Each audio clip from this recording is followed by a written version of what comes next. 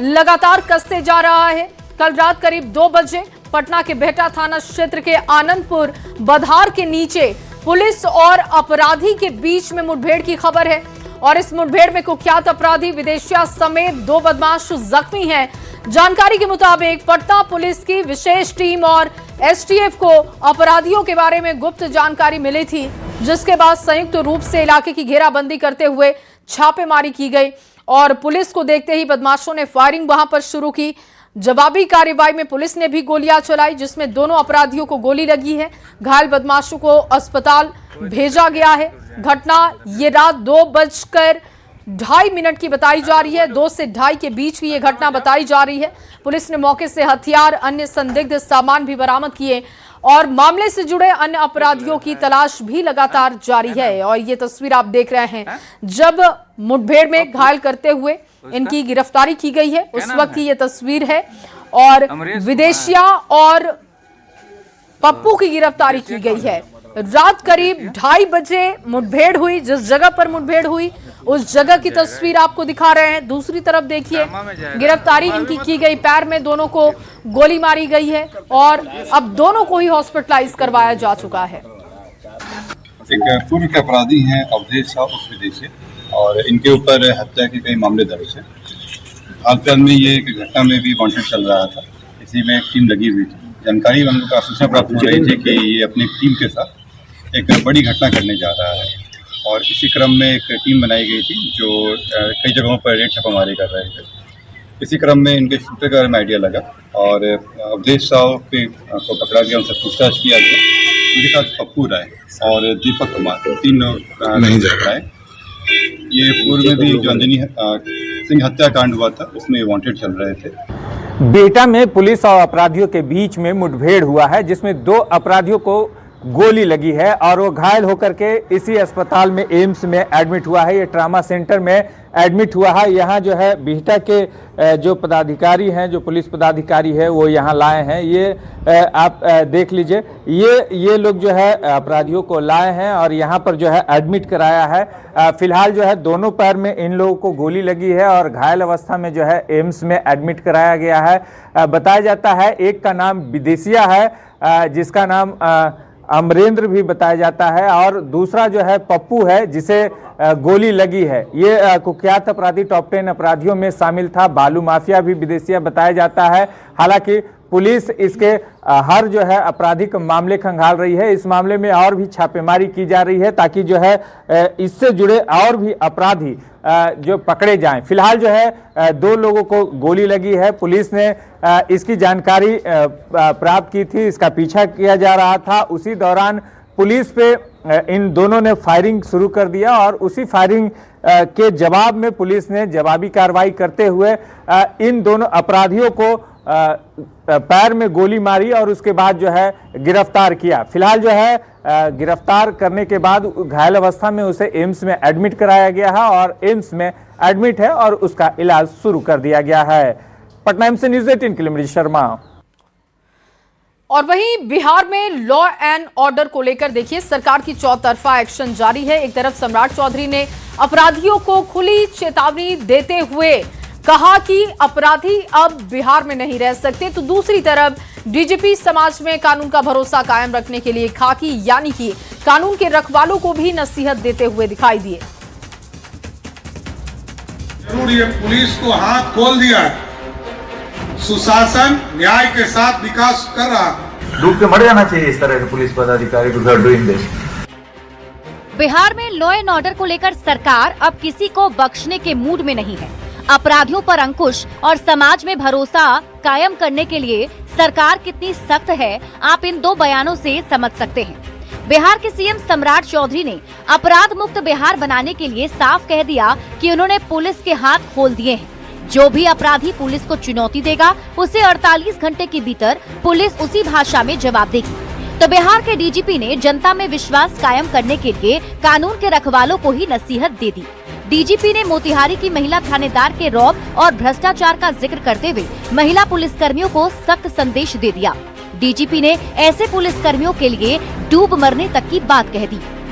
मैंने जरूर ये पुलिस को हाथ खोल दिया, सुशासन न्याय के साथ विकास कर रहा। पुलिस को यदि कोई चैलेंज करता है तो उसको 48 घंटे में पुलिस भी जवाब देने का काम करेगा सर। कोई छूट नहीं सकता, कोई अपराधी बच नहीं सकता। हमारे महिला पुलिस पदाधिकारी जिस तरीके से बात कर रहे हैं लोगों से, वो बड़ा ही एरोगेंस और बड़ा ही ऐसा लग रहा है कि बहुत बड़ा सशक्त आप हो गए हैं, आपको वर्दी मिल गया है, पिस्तौल मिल गया है, तो you can talk to a citizen in very rude manner. ऐसा नहीं है। इस तरह का वर्दी पहन करके इस तरह का if you are doing this, इससे बढ़िया है कि आप सर्विस छोड़ दीजिए, वर्दी को रख दीजिए, घर चले जाइए, घर में खाना बनाइए। Policing is not for this कि आप विक्टिम को रिविक्टिमाइज करिए और झोपड़ी वाले से पैसा मांगिए तरह तरह के नाम पर और गाड़ी में चढ़िए। डूब के मर जाना चाहिए इस तरह के पुलिस पदाधिकारी को डूइंग दिस। सीएम सम्राट की अपराधियों को सख्त लहजे में चेतावनी और बिहार के डीजीपी का कानून के रखवालों को नसीहत। इन दोनों बयानों से साफ हो गया है कि सम्राट सरकार न अपराधियों को छोड़ने के मूड में है, न ही ऐसे पुलिसकर्मियों को जो वर्दी और पिस्टल का रौब दिखाकर महिलाओं के उत्पीड़न और वसूली में लगे हैं। सरकार ने साफ कर दिया है कि पुलिस का काम लोगों की सुरक्षा और इंसाफ दिलाना है, न कि डर पैदा करना। एक तरफ सम्राट सरकार ने अपराधियों के खिलाफ पुलिस को फ्री हैंड कर दिया है, तो दूसरी तरफ कानून के रखवालों पर भी कमान कसने में लगी है। न्यूज़ 18 के लिए पटना से शैलेंद्र के साथ आनंद अमृतराज की रिपोर्ट। और चलिए आगे बढ़ते हुए आपके सामने बड़ी खबर रखेंगे मुजफ्फरपुर से। ये बड़ी खबर जहां रविवार रात बाल गृह से लापता हुए 10 में से 6 बच्चों को पुलिस ने सकुशल बरामद कर लिया है। बाकी 4 बच्चों की तलाश हो रही है। 6 बच्चों को अलग अलग इलाकों से बरामद कर लिया गया। बच्चे कैसे और कहां लापता हुए थे, इसकी अब जांच की जा रही है। अलग अलग इलाकों से बच्चों को बरामद किया गया है। 6 बच्चे जो बरामद किए जा चुके हैं। मुजफ्फरपुर से ये खबर आई थी कि जहां 10 बच्चे बाल गृह से गायब हो गए थे, अब उन 10 बच्चों में से 6 को बरामद कर लिया गया है। पुलिस की टीमें जो लगातार एक्टिव थी, अलग अलग जगहों पर छापेमारी की गई और कई इलाकों से इन बच्चों को बरामद किया गया है। अभी भी 4 बच्चे जो कि गायब हैं, जिनके बारे में पुलिस जानकारी जुटा रही है। और ये बच्चे कैसे गायब हुए थे, बाल गृह से क्यों ये गए या फिर कौन इनको ले गया, इन तमाम पहलुओं की जानकारी जुटाई जा रही है। फिलहाल राहत भरी खबर ये है कि 10 में से 6 बच्चों को बरामद किया जा चुका है। 4 बच्चों की अभी भी तलाश हो रही है।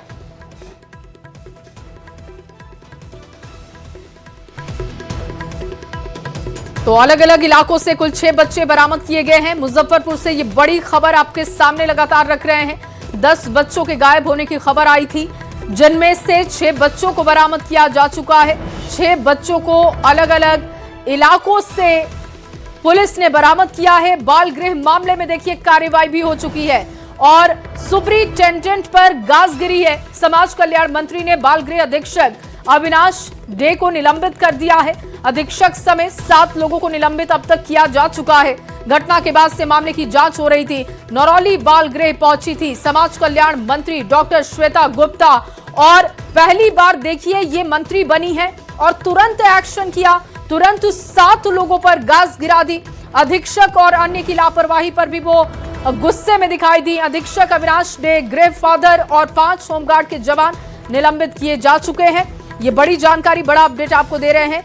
प्रियांक ज्यादा जानकारी के साथ इस खबर पर जुड़ चुके हैं। प्रियांक, 6 बच्चों को बरामद किया गया है और इसके साथ साथ कई लोगों पर गाज भी गिर चुकी है और मंत्री वहां पर खुद पहुंची थी और अधीक्षक समेत 7 लोगों को निलंबित कर चुकी हैं।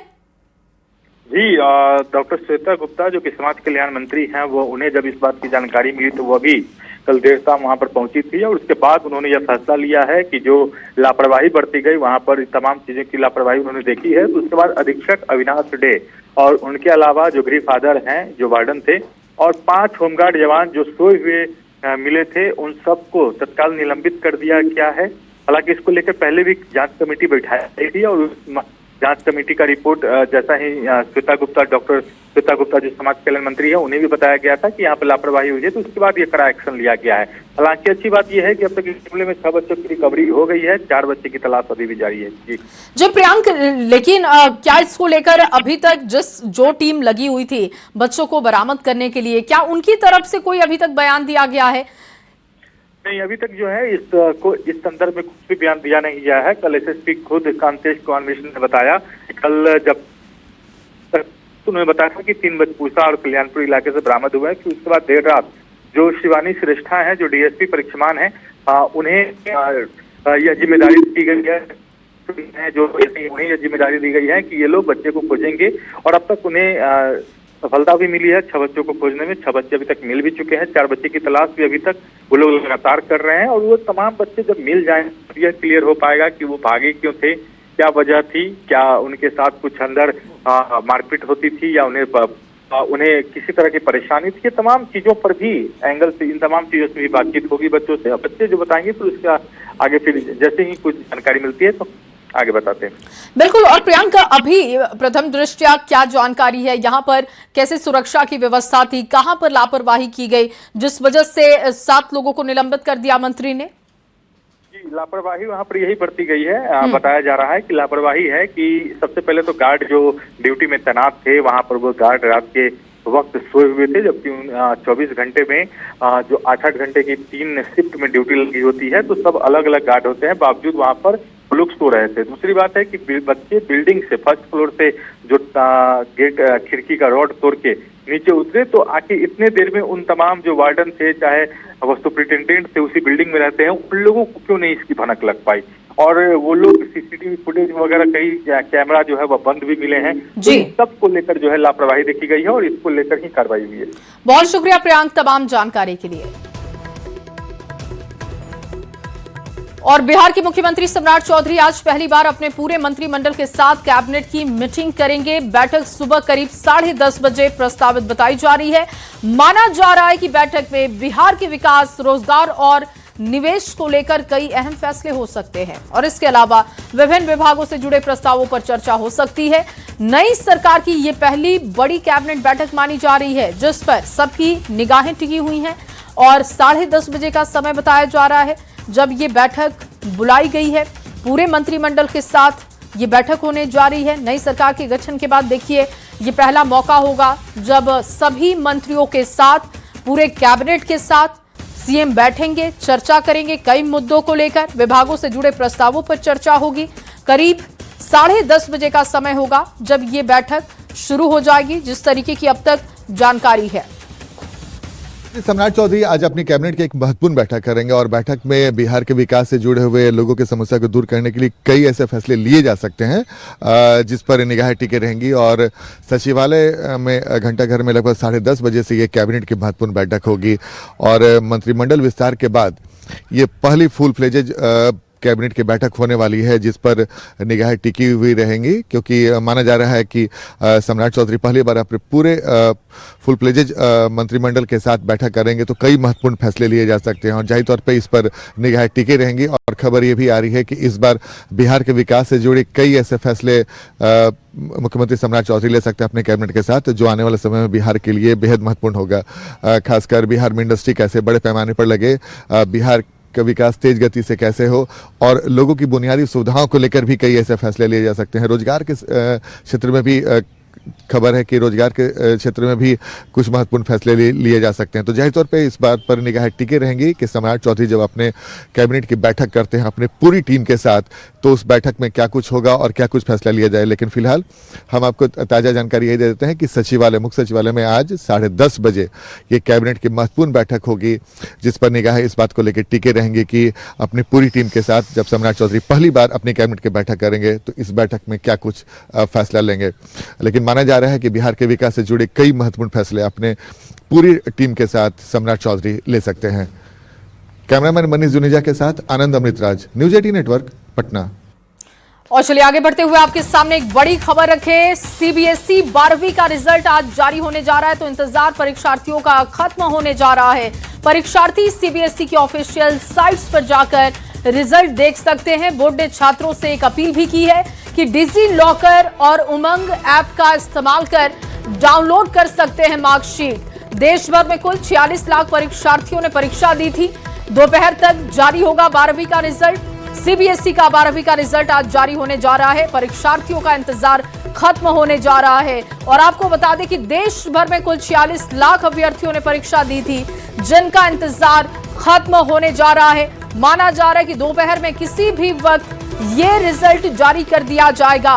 सीबीएसई 12वीं का रिजल्ट आज आने जा रहा है, तो इंतजार खत्म होने जा रहा है 46 लाख परीक्षार्थियों का। इसके साथ साथ एक इंफॉर्मेशन भी बोर्ड की तरफ से दी गई है कि छात्र छात्राओं को ये जानकारी बोर्ड दे रहा है कि डिजी लॉकर उमंग ऐप का इस्तेमाल करते हुए मार्कशीट वो डाउनलोड कर सकते हैं। और एक और बड़ी खबर आपके सामने रख रहे हैं। लोगों से अपील के बीच प्रधानमंत्री मोदी ने एक बहुत बड़ा फैसला कर लिया है।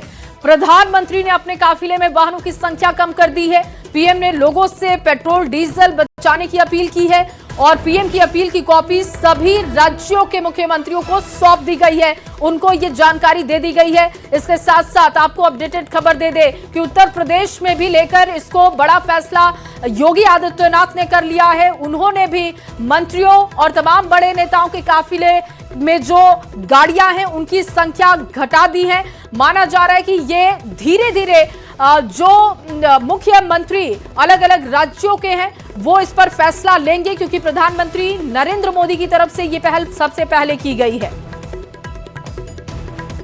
और इस वक्त की एक और बड़ी खबर आपके सामने रख रहे हैं। सूत्रों के हवाले से ये बड़ी खबर, पेट्रोल डीजल पर बड़ा फैसला आ सकता है। सरकार इस पर बड़ा फैसला ले सकती है, क्योंकि प्रधानमंत्री लगातार 2 बार पेट्रोल डीजल बचाने को लेकर बात कर चुके हैं। ऐसे में माना जा रहा है कि सरकार की तरफ से बड़ा फैसला हो सकता है।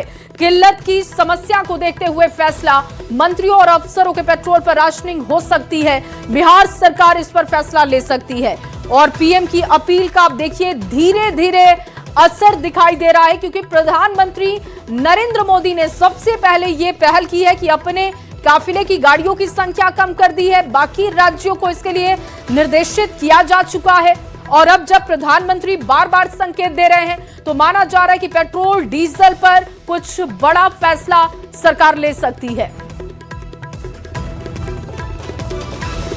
और वहीं देखिए, पेट्रोलियम और प्राकृतिक गैस मंत्री हरदीप सिंह पुरी ने कहा कि हमें सप्लाई से जुड़ी कोई समस्या नहीं।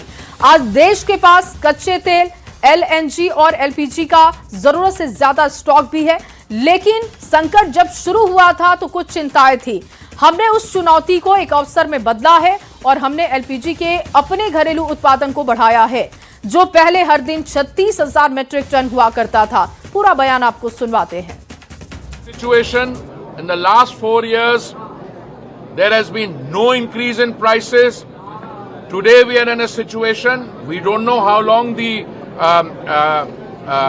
blockades or counter blockades in the Strait of Hormuz will continue, but I can tell you categorically that today we are in a situation where, unlike other countries in the world which have had to either face severe problems in terms of availability and supply, or where prices have gone up 50-60%, the Honorable Prime Minister's statement is very visionary.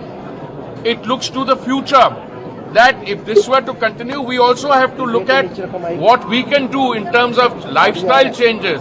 My oil companies are losing 1,000 crores a day. Their under recoveries are in the tune of nearly 1,98,000. So we will have to start worrying about these things, and in that we should. Some demand for LPG has come down. It used to be 90,000 metric ton. It has come down to 75. Some of it is because of the temperature. But even otherwise, I think prudent supply and demand side, we have done very well, and I have no reason to believe that we will not do well in the future. But we should, certain activities which can be curtailed without this thing, please listen to what the Prime Minister said, and it's a very visionary statement. Going forward, we should bear that in mind. America युद्ध की वजह से petrol की किल्लत बढ़ती जा रही है, जिसका असर देश भर में हो सकता है, जिसे लेकर प्रधानमंत्री ने देशवासियों से आह्वान किया कि पेट्रोल की बचत करें, आप जरूरी ना हो तो यात्रा कम करें। और ऐसे में अब बिहार सरकार भी अपने मंत्रियों और अधिकारियों को मिलने वाले पेट्रोल डीजल पर राशनिंग कर सकती है, ताकि फिजूल खर्ची रोकी जा सके। हालांकि इससे लेकर फिलहाल कोई घोषणा नहीं की गई है, लेकिन माना जा रहा है कि बिहार सरकार ऐसा फैसला ले सकती है। देशवासियों से आह्वान किया है कि जो अभी वर्तमान में विश्व की स्थिति है और युद्ध की स्थिति बनी हुई है, जिसमें पेट्रोलियम पदार्थों की किल्लत हो सकती है युद्ध की वजह से, इसके लिए उन्होंने देशवासियों से आग्रह किया है कि कम से कम पेट्रोल की खपत करें और जहां जरूरत हो वहीं पे जाएं। जाहिर तौर पे प्रधानमंत्री की इस आग्रह का असर भी देखने को मिला है और बीजेपी शासित कई राज्यों के तरफ से फैसला भी होने लगा है पेट्रोल की कमी को लेकर। और बिहार में भी ऐसा माना जा रहा है, ऐसी खबर आ रही है कि बिहार सरकार भी कोई बड़ा फैसला इस तरीके से ले सकती है। और एक खबर ये भी आ रही है कि मंत्री और अफसर जो हैं बिहार सरकार के, उनको जो अभी असीमित पेट्रोल मिलता था उसमें राशनिंग की जा सकती है। कुछ राज्यों ने अफसरों के मासिक कोटा को कम किया है और बिहार में भी इसे लेकर मंथन किया जा सकता है, और ताकि जो पेट्रोल की फजूल खर्ची हो उसे रोका जा सके। जाहिर तौर पे अगर राशनिंग हो जाती है तो इससे पेट्रोल की ही बचत होगी, ताकि बिहार में जो फिलहाल जो परिस्थिति है वो अलार्मिंग नहीं है। चूँकि कल ही बिहार के मुख्यमंत्री सम्राट चौधरी ने एक महत्वपूर्ण बैठक की थी और जिसमें पूरी जानकारी उन्हें दी गई कि बिहार में पैनिक की स्थिति नहीं है, स्थिति अभी कंट्रोल में है। लेकिन भविष्य में अगर ऐसी स्थिति न हो उसे देख के बिहार सरकार भी एक बड़ा फैसला पेट्रोल को लेकर ले सकती है। कैमरामैन मनीष जुलिया के साथ आनंद अमृतराज, न्यूज 18 नेटवर्क, पटना। और वहीं अखिलेश यादव के छोटे भाई प्रतीक यादव के निधन की खबर मिल रही है और उनका निधन लखनऊ के सिविल अस्पताल में हो चुका है। बीजेपी नेता अपर्णा यादव के पति थे प्रतीक यादव। प्रतीक यादव के निधन पर सीएम योगी ने दुख जाहिर किया। मुलायम सिंह यादव के छोटे बेटे और अपर्णा यादव के पति प्रतीक यादव के निधन की खबर आ रही है। लखनऊ के सिविल अस्पताल में अंतिम सांस ली। बताया जा रहा है कि उनकी तबीयत अचानक बिगड़ी। सुबह 6 बजे उनके निधन की खबर आई।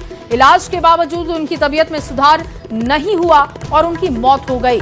सुबह ये दुखद खबर सामने आई है। अपर्णा यादव के पति थे प्रतीक यादव, जिनके निधन की खबर मिल रही है। अपर्णा यादव के पति प्रतीक के निधन के बाद शोक की लहर है। अखिलेश यादव के छोटे भाई थे और जिम का इनको बहुत शौक था। इसके साथ साथ देखिए ये तब चर्चाओं में आए थे जब इन्होंने अपर्णा यादव के साथ अपने विवाद पर बात की थी। सोशल मीडिया पर एब्यूजिंग एक पोस्ट डाला था जिससे काफी चर्चा हुई इन दोनों के रिश्ते को लेकर, और उसके बाद वो पोस्ट हटाया जाता है। और अब देखिए प्रतीक यादव के निधन की खबर, कई सवाल हैं। हालांकि पोस्टमार्टम का इंतजार किया जा रहा है। तो फिलहाल इस